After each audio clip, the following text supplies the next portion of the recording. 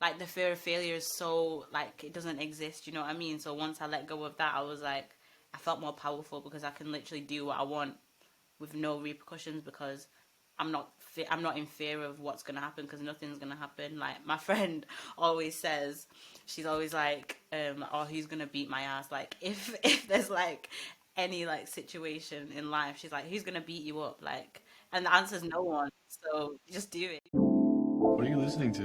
The Get to Know podcast. You're listening to the Get to Know. Podcast.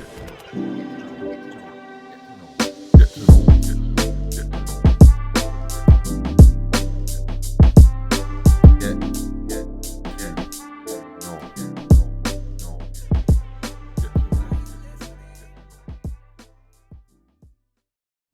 It's the Get to Know podcast, and I am joined by the artist Meduulla. Meduulla, how are you doing today? Hello, hello. I'm really good, thank you. How are you?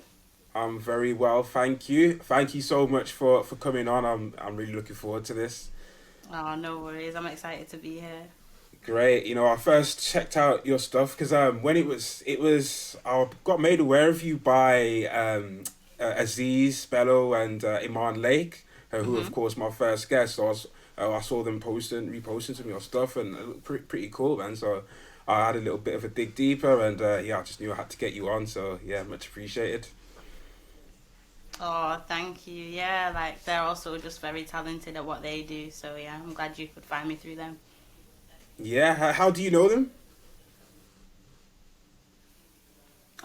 So me and Iman went to uni together, and we both were on the same course. We both studied film. So yeah, like that, we've just been like close since that, and then I started doing music, and then I met Aziz through Iman, and then yeah, that's how I know them. Ah, okay, cool. All right, so we're still in lockdown, but an end is apparently in sight. How are you feeling about everything?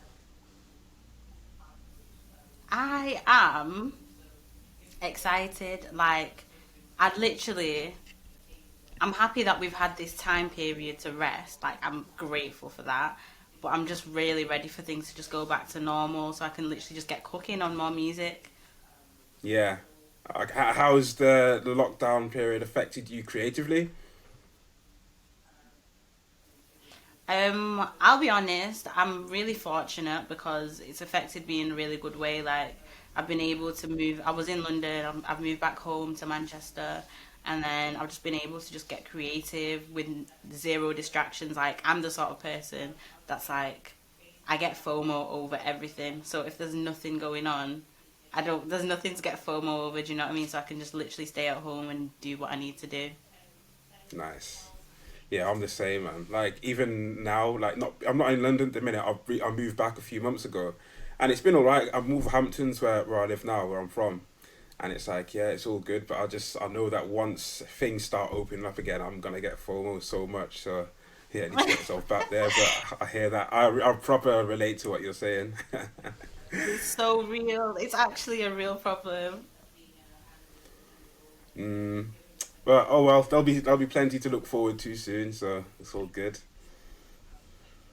All right.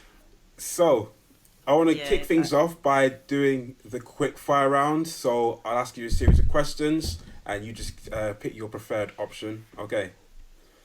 All right. Okay. Firstly, English or maths? English. Messi or Ronaldo? Messy. Films or TV series? Films. Xbox or PlayStation? PlayStation? Cats or dogs?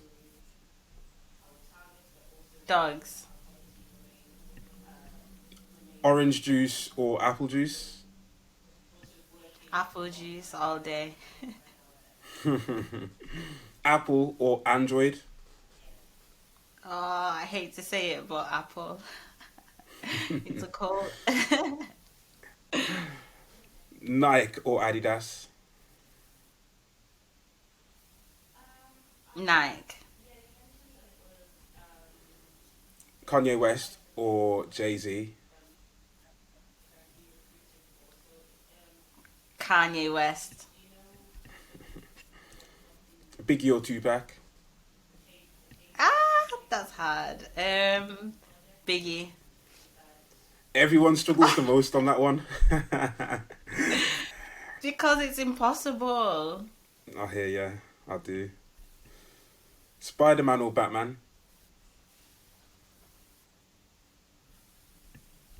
Batman.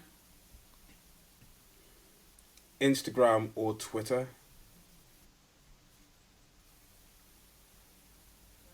Instagram.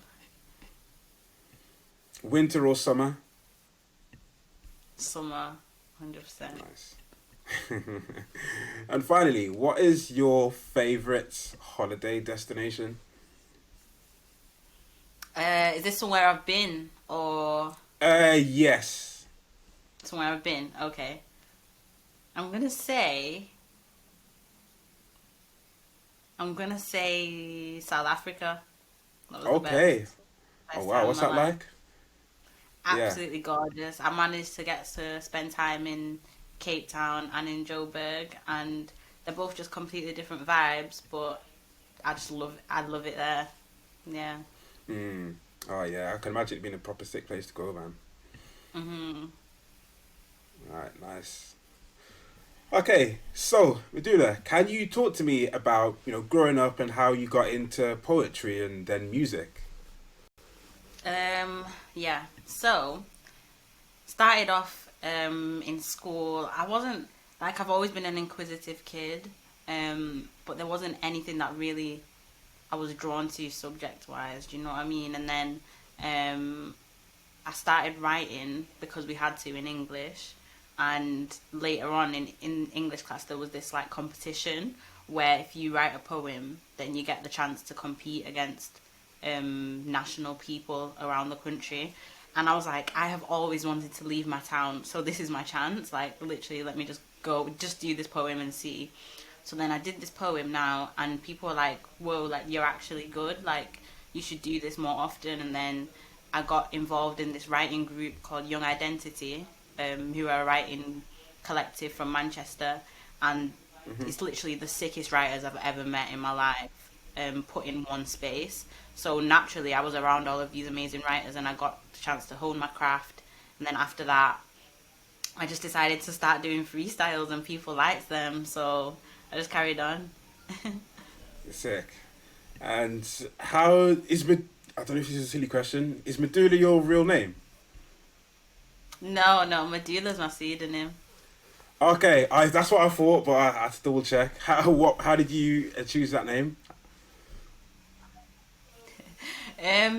Because it's actually a funny story. Because my mum, when I was growing up, like, because I grew up speaking English and Shona at home, and sometimes it'd be in the same sentence, like, and when I was younger, I couldn't differentiate sometimes between what was English and what was Shona if it was words that I was unfamiliar with.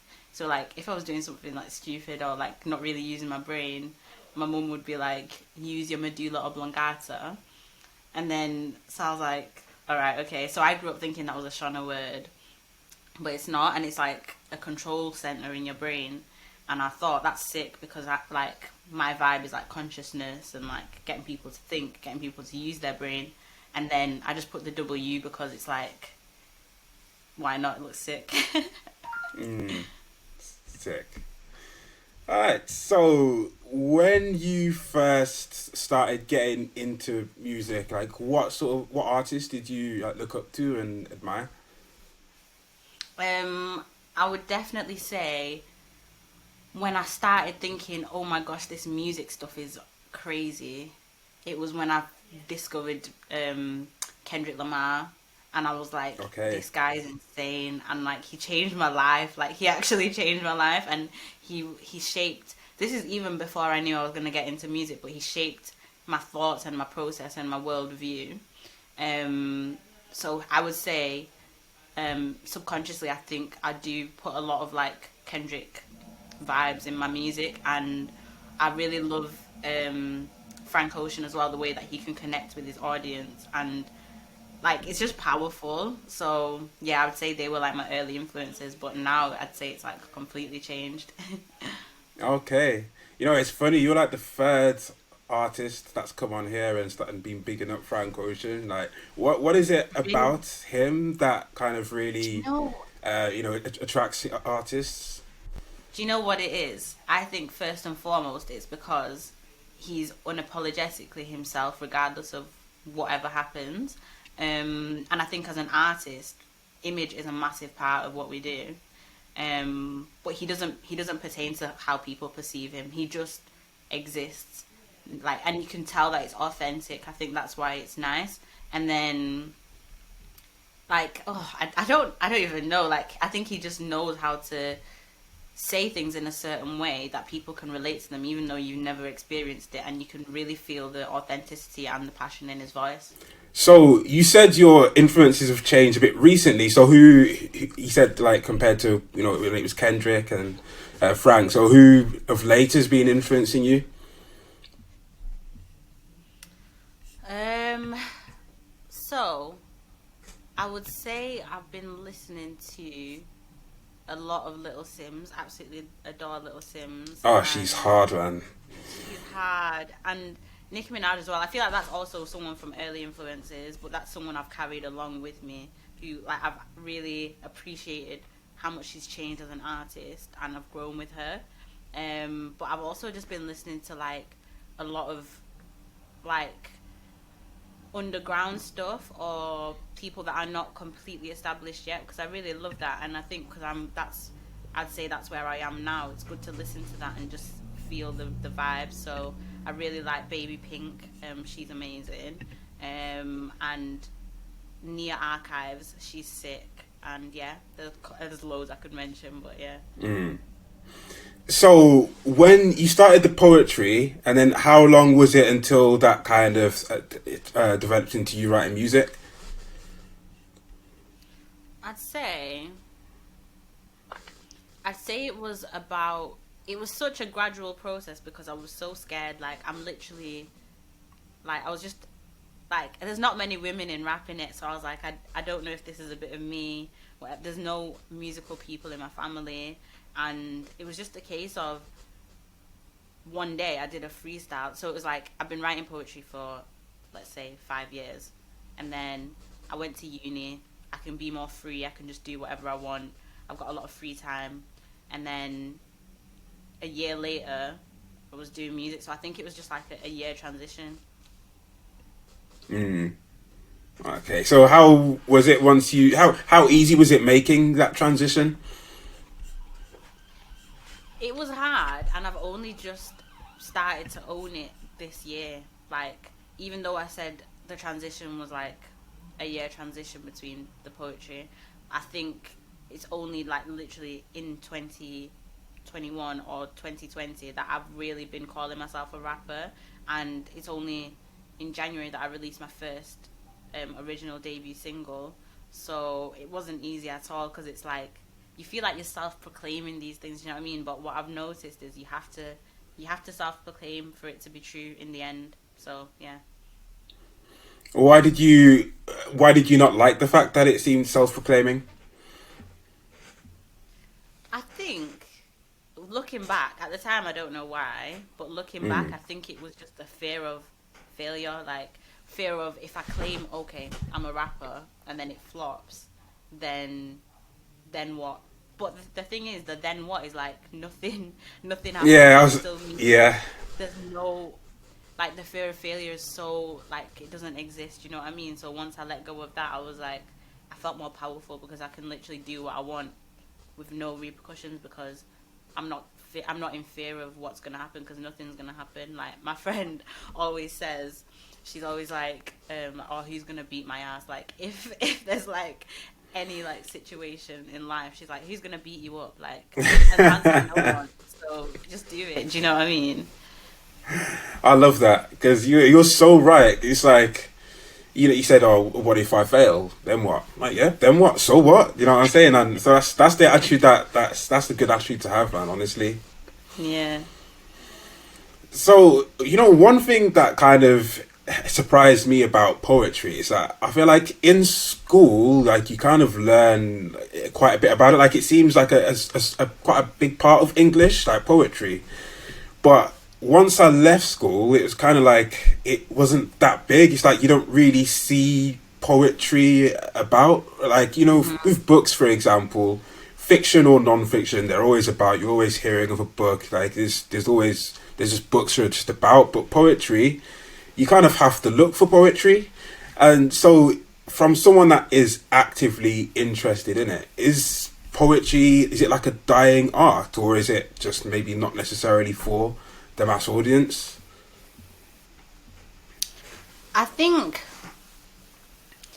it was a dying art, and I wouldn't even class it as a dying art anymore, just purely because I think it's a thriving art, if anything, because in the past, people like Shakespeare, them and there, people that used to write poetry, they couldn't, like, they weren't rich in their lifetime. They only became rich after they died, whereas now you can earn a living off being a poet, you know, like George the Poet is doing it, Sully Breaks, so many others that I could name, and like I just feel like that just proves that. And I think maybe it's because it's evolved to adapt to the times, like because spoken word is now popular, people react better to like a visual medium, so I think it's putting it in a packaging that's easier for people to receive.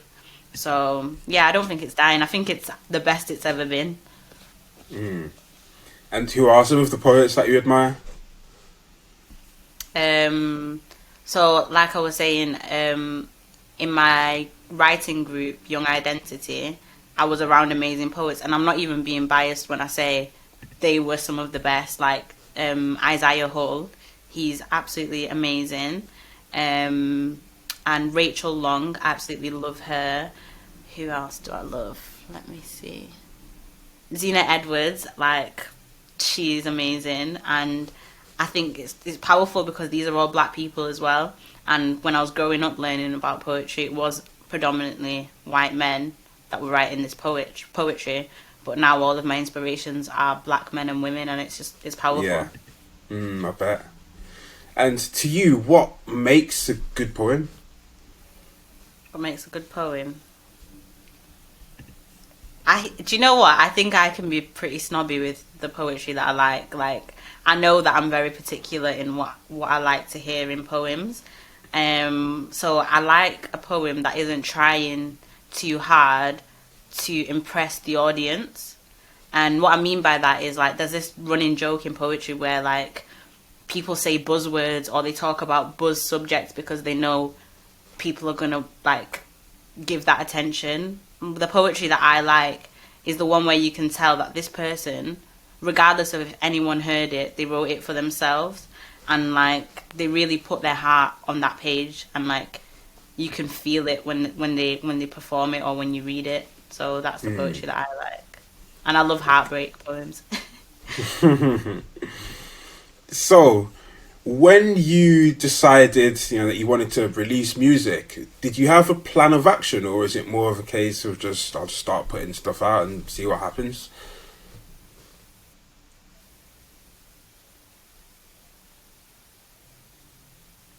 Hello? Hello, can you hear me? Yeah. Sorry, when I decided to release music. Yeah, so was there like a plan of action? And you kind of knew exactly what you wanted to do, or was it just like, all right, I'm just going to write some music and put it out and see what happens? Yeah, there was a plan of action, but I can tell you that plan has gone in the bin. Like, I had no idea what I was doing, but I tried to put a plan in place, and my plan was, okay, I'm going to write a song and release a single, one single each month. That was my plan. But I did one song, and I'm telling you, it's an extreme sport. Like, it's literally, you put your everything in this song, from getting the artwork done, getting the videography done, getting the marketing side of things done, sorting out your PRS, all of these things that nobody tells you, that you just have to find out by yourself. So at the minute, that plan was just completely impossible without management or whatever. So yeah, I definitely had a plan, but it just I think it's just better to just go with the flow sometimes and like learn as I go. Yeah. And have you found it since you've adopted that approach? It's been good. It's been less stressful because I've got less pressure on myself. And one thing that the music people keep reminding me that around me is that I'm not signed to a label. I am independent. So anything I say goes. I can do things the way that I want to. And I've also learned that there's not a one-way approach to music. And I think it definitely depends on what kind of music you are making as well. So because mine is like, I would say it's a bit of a niche in the rap scene as well. So like rap is a bit of a niche anyway, and then within rap I feel like I'm an even more niche. So I feel like my approach would be completely different to like the Drakes of the world, or like, I don't know, the Lil Waynes or something. Do you know what I mean? So with that approach in mind, like, because one day, you know, you could be offered a deal, but like you said, you know, as an independent artist, what you say goes. So how do you feel about, you know, the prospect of potentially, you know, being part of a label one day? I'm not opposed to it, but I'm not jumping at the thought of it either. I think, especially nowadays, because I've gotten so far already without anything, I know what I bring to the table, sort of thing. And I think in this day and age with social media, there isn't really a need for it, and I am very big on owning my own things. So if there was like a deal that allowed me to still own my things and allowed me the freedom that I would have, and I could see real benefit, then 100%. But I'm not in any rush. I'm doing this because I love it. So yeah, I wouldn't be like jumping at the opportunity. Yeah, fairs, because I've seen the kind of shift in attitudes towards labels like over the past few years, and I quite like it, because when I was younger, like growing up, it was always like, oh, get a record deal. Like it was like almost like the end goal, like, you know, get this deal and then you're set. But now it's not the case at all. And like Bowds, who I had on, I think it was the third episode, he said something similar. He's like, look, if a label wants to sign you, you know, that means they think that they can make money from you, so you're doing something right, basically. Like if you can do it with the label, you can do it without them. So it's nice seeing that change in attitude. And now, you know, there are some top artists that are independent, and they're killing it, and I think it sends a good message. Yeah, exactly. There has been like a complete shift. So yeah, I'm really here for it. Like artists just getting what they deserve. Now, a little sidetrack question. Like, it's clear to see that you're a creative person. Like, and it's even just through speaking with you, as well as just, you know, the way you dress and your whole attitude. So, what did you want to be when you were younger? Did you always see yourself going down like this sort of path? Absolutely not. Like, I would have never thought about this. Like when I was younger, I wanted to be a forensic psychologist. Oh wow! Have you ever seen Criminal Minds? No, but I've seen. Have you seen Mindhunter? No, is that like Criminal Minds? I think it's like it's basically like the psychology of killers and why they do it. Is it that sort of thing? Yeah, exactly. So they would like be a team of people that would use I don't know, their knowledge about the brain to find the killer. And I was like, that is sick. Like I want to do that. Sounds sick, yeah. Yeah, it does, right? But I'm like, more time, I just love the show. Maybe I wouldn't actually like the, you know, being in the field doing that. But I tried to pursue that. Like all of my subjects in school were centered around that, but that got stopped like abruptly in college because I failed biology and you needed biology to do it. So I was just like, okay, this isn't for me. But, back to the drawing board. Yeah. Okay. Oh, that's really interesting. I've never heard of that, of someone wanting to do that, but I could see the appeal. Really? So, you've decided that you want to release music. So tell me about the journey from there to you releasing your debut single. So the journey from me deciding I want to make music to the debut single. Yes. So how did I even get there? I've been writing in my notes for ages, right? And I've been receiving beats from like my friends and just like hearing beats online, etc., etc. And then I went to like I'd been posting on my story as well, like producers get at me, this. And then one time, a producer that was from London was like, "Oh yeah, let's do this." And then I just never got back to him because I just completely forgot. And then we saw each other at a party in Manchester, and I was like, "Whoa, like wait a sec, we said we were gonna work together." So then after that, we're like, "Let's actually just do it." So then we just did it. Like I just threw myself into it, and then I recorded it. I was like, if anything, I don't have to put it out. But then I ended up recording it. We finished it in like a day, like everything. And then I really liked it, so I was like, I'm gonna run with this. And then after that, it was like I didn't really have much of a plan because I was also trying to do all of this before uni started again, because I was like, once uni starts, it's over for like my creative life. So I just wanted to make sure I got everything done. So there wasn't like a full-on plan, but I was just like, yep, I'm gonna release it, and then I'm gonna do a challenge for it, which was fun. I really enjoyed doing the challenge for it, and then yeah, that's how it came to be. And then I'm like really grateful that my first track got a radio play on BBC Introducing. So yeah. Yeah, I was going to speak to you about those things. So talk to me about that and what it was like for you and the impact it had. Nah, it was like, it was the boost that I needed. It was like, okay, I'm doing all of this, and it's like, okay, it's paying off. And even without that, I would have carried on anyway. But then that was just confirmation to me that when you don't get like a quick response like that, still carry on, because people are watching and there is something there. So yeah, that was really fun. And like, even so, like for the song, I did a little challenge for it where like I invited people to cook, and that was just also just really interesting, like just to interact with people vibing to my track. I was like, I love this, like I really appreciate it, because the song is just about like leveling up, and I appreciate that people were like feeling the vibes. Yeah, I saw a few of the challenges. It's pretty cool, man. How did you come up with that? I just thought, because some of the lyrics in the track are like, I reference cooking, so I'm like, choose where you decide to feast, know when it's your time to leave. I'm trying to break bread, and like Ramsey, the way I'm chefing. So I'm just like, okay, like I'm talking about food a lot. Like, let's see what you guys can throw down in the kitchen. And like, as well, because I think cooking is quite creative.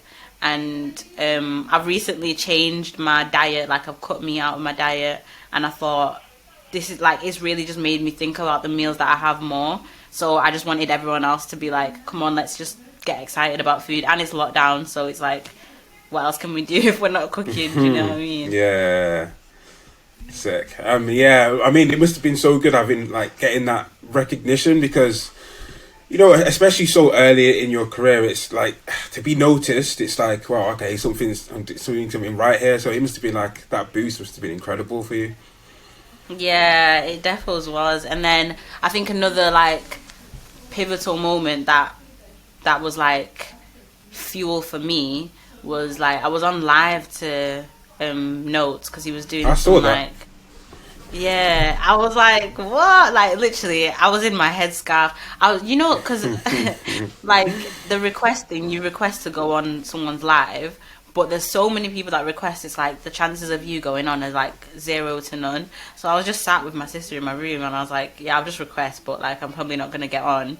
And then next thing I know, like my face is literally on the screen. So I was like, oh god, like it was bad. So I had to just fully switch up quickly, and like I managed to get to do one of my freestyles for him, and he was like, yo, this is hard, like, and I was just like, I rate that, thank you, like. Yeah, because I guess when you're an up and coming artist, or a platform is just so important, isn't it? So getting onto there and then introducing, like, it's been a really good start for you, hasn't it? Yeah, it has. It's proper making me excited for like what's to come. So how did you feel like in the lead up to you releasing your the debut single? I mean, it must have been so many emotions going through your mind. I think I'm really lucky because I've got my unofficial managers, aka I like we have this joke like my brother and sister, like I'd call them like my indentured laborers because they have to just work for me, like they have no choice. So like I'm lucky that I have them because they were really encouraging for me, and like they were encouraging me throughout the whole process and saying like, look, you love the song at the end of the day, whatever happens, however it's received, that's not in your power. So I was just very calm about it when I was releasing it because I was like, this is a song I believe in. The lyrics, I believe in them. I believe that I'm going hard. So everyone's gonna like listen to it, whether they like it or not. It is what it is. So I think letting go of all of that stuff that I couldn't control let me enjoy the process a lot more. Yeah, and I can't help but think that it was all very deliberate, like the timing of it. I mean, start of the year, leveling up. Like, talk to me about that. Yeah. That was like, I was like, okay. It was either to release it before Christmas or to release it like literally start of the year. And I was like, we have been through it. 2020 put us through it. And like, we just need to know that, look, we are going to level up regardless. And I think it was very timely. Yeah, like I definitely made it there because it's like new year, you're doing resolutions, and it's like you want to level up, you want to improve on yourself. So yeah.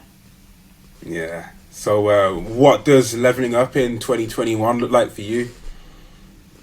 For me, ooh, I think leveling up for me looks like continuing to believe in my source. And I know it sounds like a small thing or an abstract thing, and I know my capabilities, but then it's easy to lose that along the way sometimes.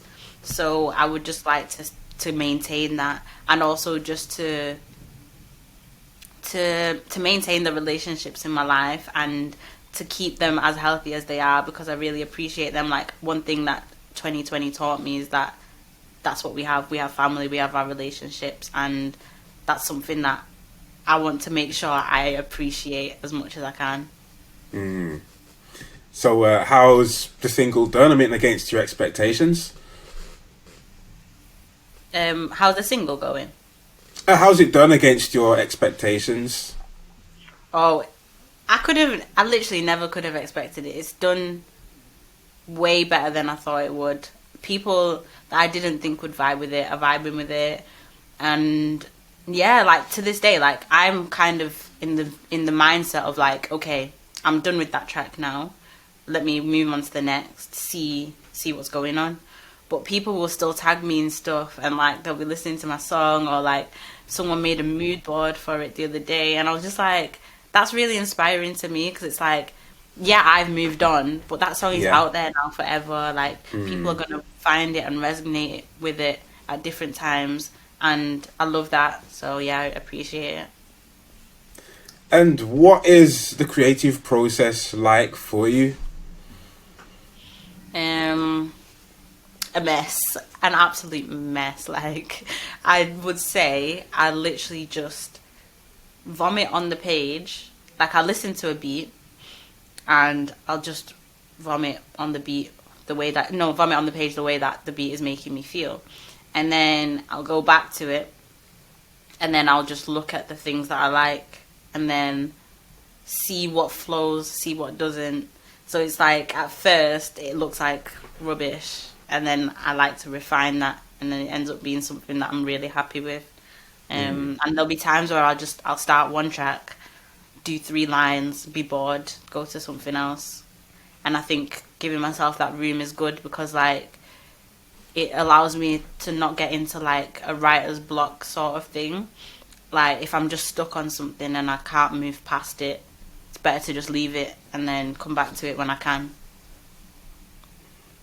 And how different, if at all, is the process from writing a song to writing poetry? I'd say they're very different. I think with writing songs, you're able to, especially with rap, I feel like I'm able to be a bit more confident, be a bit more cheeky, and like show different sides of my personality a bit more. Whereas with poetry, I do think, so I'd say poetry is like vulnerable me, and then rap is like boisterous me who can just like say whatever they want and do what they want. So yeah, it's definitely like two different sides of my brain I'm using when I'm writing each of them. Okay, sick. So how would you describe your style of music? My style, I would say I'm definitely still finding my sound, but I would say that one thing that I would like to remain consistent through my journey is just the lyricism and the consciousness. That's not to say that every song I release will be about consciousness, but then I will always have some kind of message, because I think that summarizes me as a person. So yeah, I'm not opposed to any genre, but I think conscious rap is the umbrella that I would fall under. Yeah, sick. All right. So one thing I wanted to speak with you about is, I know you identify as Pan-African. Would you mind talking a bit about that and what that means to you? Yeah. So, like I was saying before, I grew up in like a very small town in Manchester, and when like I always wanted to leave, and a lot of the reasons for that is because there was nobody like me and nobody cared for issues that affected me. And when I left to go to uni, I realized this is not a me problem, it's a them problem. And Pan-Africanism, I really fell in love with it at uni, because there was this Pan-African Society that me and my best friend, she was president and I was vice president, and through the society we got to teach people about histories that they never got to learn about before. And I was even teaching myself, because there was histories that I didn't ever know existed, and I was thinking, why is that the case?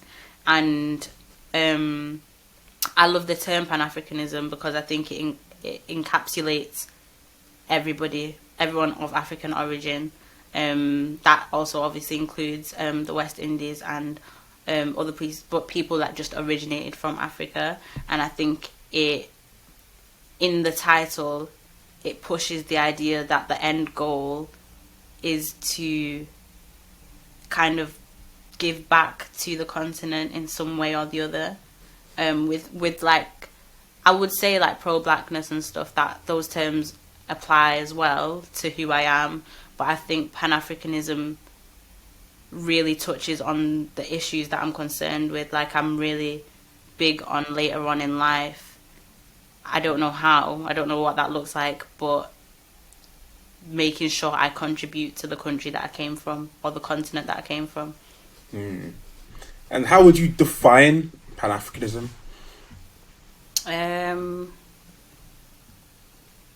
I would just define it as the unity of Africans and people of African descent, and people that are passionate about the future of Africa as well. People that use that term, I think they have quite a forward-thinking view. They have a knowledge of the past that allows them to kind of build the future of Africa, and places that, like, when I speak of Africa, I don't even mean in a geographical location. I mean like globally what that means, or in the DNA sort of thing. So yeah, that's how I define it. So what sort of things did you do as as vice president of the Pan-African Society? So we would have reading. So me and my friend as well, we both we were on the same course. We did French as well, so we would just teach people about histories. So one of the events we'd have was like we'd have a day where we would ask everyone to read a passage from, let's say, this book called Black Skin, White Masks by Frantz Fanon, and then we would discuss it and we'd be like, what do you think he's saying by these things? Because these issues are not new. People have written about them before, but it's just we don't have the access to understand them. So it's like, instead of building new things or new materials to understand the world we live in, it's about using the ones that existed before and developing those to understand the world now. We'd also have like historians come in to talk to us about different histories. Like Robin Walker would come in and tell us. He's like an interesting guy. Like he would just make it very interesting history. And we also had a day where we would go and visit a gallery, and it was like an exhibition put on by a black artist who was he had an interest. I think he was called Victor Omar Diop. He was an artist, and he would use himself in every single image that he would make, but then he would look different in every image, and it was just very powerful. So it's just like allowing people and us to have a space where we can explore these things that are interesting to us, but that we didn't know that we had access to. Okay, thank you. So if someone wanted to kind of find out more about Pan-Africanism, where should they go? Where would you direct them? Where would I direct them? Yeah. I would say a good starting point would be just to Google Akala. Akala's been doing this work for ages, and he's someone that is in the now. So that would be a good place to start, just as an introduction. And then after that, you could delve into like the heavier stuff, like Frantz Fanon and like the early Pan-Africanists, people that started the movement. And what I noticed is that there's different parts of it. Like there's a specific one for like the French speaking world. So that was like negritude movement and all of that. So you could just start with one area in the world, and you can find different parts of Pan-Africanism in all parts of the world. Okay, thank you. All right, so I've heard, a lot of good things about the music scene in Manchester. I mean, I'm familiar with some of the talent, there's the likes of Mastermind, IMDDB, obviously H, but who are some of the other up-and-coming artists that people should maybe be looking out for? Definitely Lady Ice. Absolutely love Lady Ice. Who else would I say? The Manchester scene is actually popping. There's too many. Dylan, there's someone called Dylan, but I can't remember his last name, but he's cold, like he's absolutely wavy. And yeah, the poet that I mentioned before, Isaiah, he also makes music. He's sick. But yeah, the Manchester scene is somewhere that I think it's got such an authentic sound, and like I think we're finally being given the room to push outside of our city. And I recently discovered this other artist called Blind Mike as well. He's from Manchester. Okay, sick. Yeah, it's nice to see that Manchester's getting its flowers now. Like, what do you think's caused that? Because it's like, Bugsy Malone, for example, he's been around for ages, and I know he's always tried to put Manny on the map, as he says, but like, what do you think's changed of late? What do I think's changed? I think it could be that, not to say that in the London scene there isn't diverse artists, but I feel that because it is the most dominant force in the UK music scene, it's easy for those artists to start to sound similar, and then I think people are now wanting something that's a bit different, and naturally, because Mancunians have got a different accent, it's already going to be different. But then within that, I think they also explore more. They like they'll draw from other genres of music that maybe are, because like there's a lot of indie music in Manchester, and I've noticed a lot of rappers infuse that into their music, and I rate that. And what do you have coming up that we can look forward to? What's next on the agenda for you? What's next? I have got 2 songs that I'm sitting on that I'm actually going to release soon. One of them is a love song that I'm doing. That's a collaboration with an artist called Topia. She's a sick vocalist. And then I also have another track coming out called Refill. It's just a bit of a vibe. Yeah, and I'm also just working on another, like, couple of exciting projects that I can't really talk too much about, but hopefully in like the next couple of weeks they will all just come to light, and like, yeah, I'm just excited for that journey to start. Sick. I'm looking forward to it. Okay, so before we wrap things up, we're gonna move on to the trivia section. So 5 questions, and your topic is Africa. So Okay. we'll see how you get on. All right. All right. No pressure. No pressure. All right. First question: what large land animal kills the most people in Africa? Is it A, hippopotamus, B, lion, or C, buffalo? I'm gonna say buffalo. It's actually hippopotamus. Damn. Yeah, like, you know, I think people are just recently wising up to the fact that hippopotamus aren't really the fluffy, cuddly animal that they get made out to be. Like, They seem I remember so cute. yeah, I know, but I think they just have a great PR team. Alright. You know, actually, I think it was just a couple of days ago, I saw a video on Twitter of like 20 lions like just attacking a crocodile. It was crazy. Sorry, 20 hippos attacking a crocodile. It was mad. Yeah, Oh man. my gosh, that's crazy. Alright, next question. What is the smallest country in mainland Africa? A, Lesotho, B, Gambia, or C, Rwanda? Lesotho. It's actually B, Gambia. Yeah, I know. smallest? Yeah, I know. No way. Oh my gosh, this is crazy. Alright, next one. What was the first sub-Saharan African country to gain independence? Is it A, Kenya, B, Ghana, or C, Nigeria?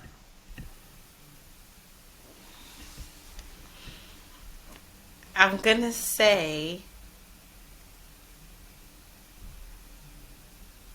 Ghana. Ghana's correct. Is it?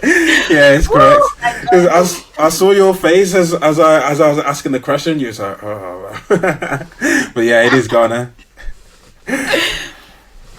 All right, next question. What is the largest city in Africa?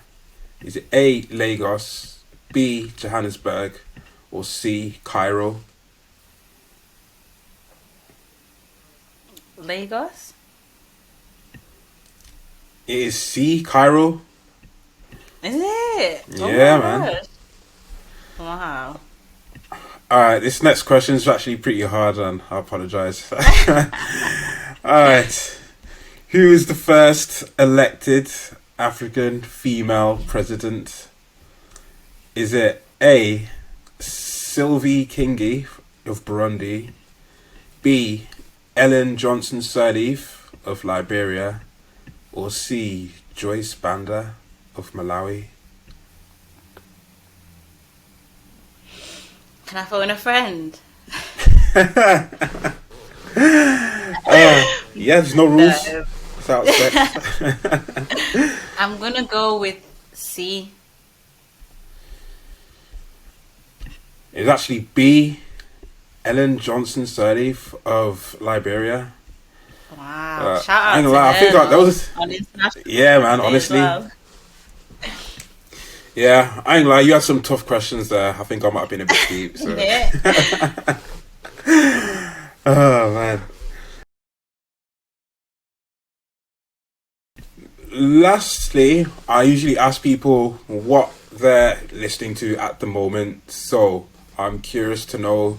Usually, yeah, like before, what I would say is like who was the most played from like last year, like when it was the Apple Replay, Spotify Wrapped, but it was a little while ago. But if you can remember that, but yeah, who you listening to right now? I would say I'm listening to. I have this thing, yeah. I don't like. I feel like I listen to the same albums for ages. So I've been replaying College Dropout on repeat. Don't know why. No, Maybe it's because I'm like. you know what? The last interview I did, the person said the exact same thing. I've just been playing College Serious? Dropout. Yeah. Oh my! What is in the air? Because I'm actually this close to dropping out of uni. Like I'm not even joking. So maybe it's that as well. But yeah, College Dropout.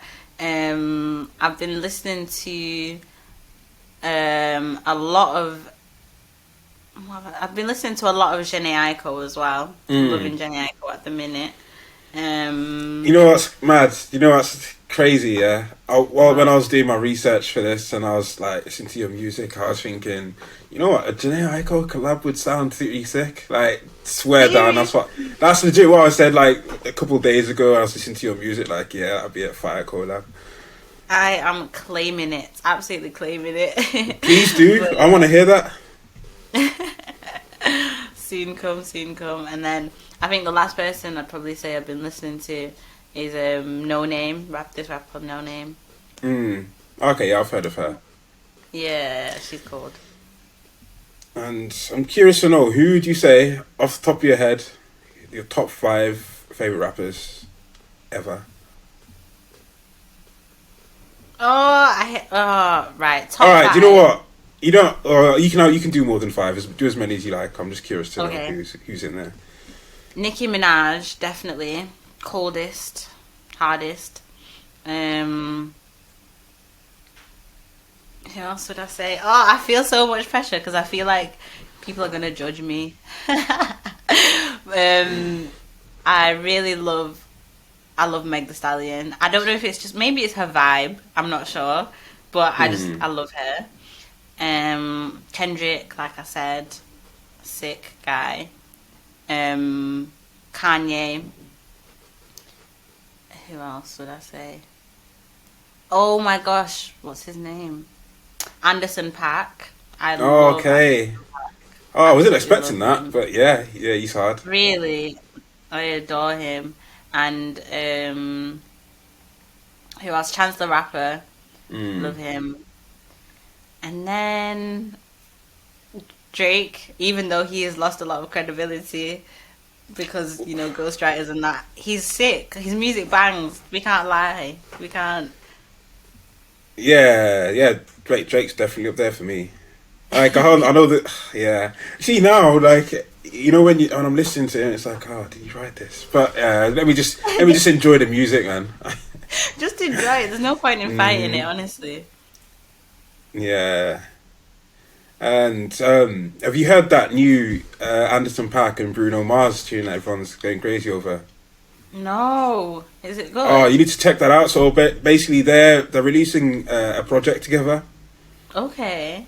And they've just released a song. It's called "Leave the Door Open." But it's sick, man. Like sick vibes. Yeah, I need to. No, I think you'll like it, and yeah, check it out, man. Like better people was talking about it, and then I heard it on they played it on the Joe Budden podcast, and I was like, okay, this is the vibe still. Okay. Because wow. Because Anderson .Paak's hard, and then Bruno Mars, I think he's super talented, but with me, I think his voice is better than the music he puts out.